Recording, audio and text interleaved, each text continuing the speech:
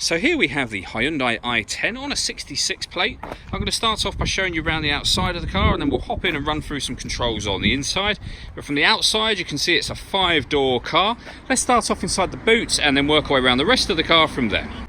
So as we approach the boot, given the size of the car, you can see we have plenty of boot space along with that 60/40 split folding rear seat as well.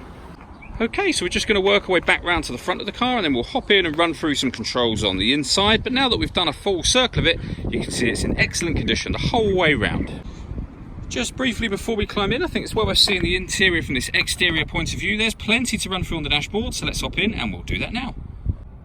Okay, so now that we're inside the car, we're going to start the dials. On the left-hand side, we have the rev counter, we have the speedometer in the middle, and the fuel gauge and coolant temperature gauges both on the right-hand side.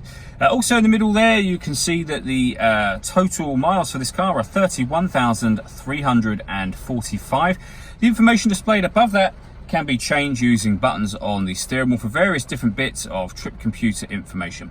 If we back out to the steering wheel, the buttons I was talking about are these ones just here.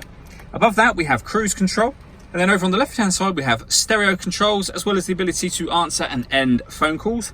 That is of course once you paired up the phone, and that is done over in the center just here. Hit the phone button and then follow the instructions on screen using these numbers here.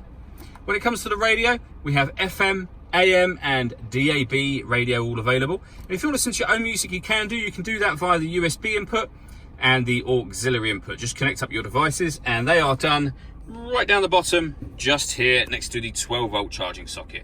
In the middle of that section we have the air conditioning, so you can select the temperature, fan speed, direction of the air, and that button turns the air conditioning off and on again. You can also recirculate the air that's in the car. That's a great way of heating it up quickly or cooling it down quickly, depending on the temperature that you set on this dial here, of course. We then have a 5-speed manual gearbox. All that leaves me to say is thank you for taking the time to watch this video. If you'd like to come and see the car in person and have a test drive, please feel free to call any of our MJA sites. We'd love to hear from you soon.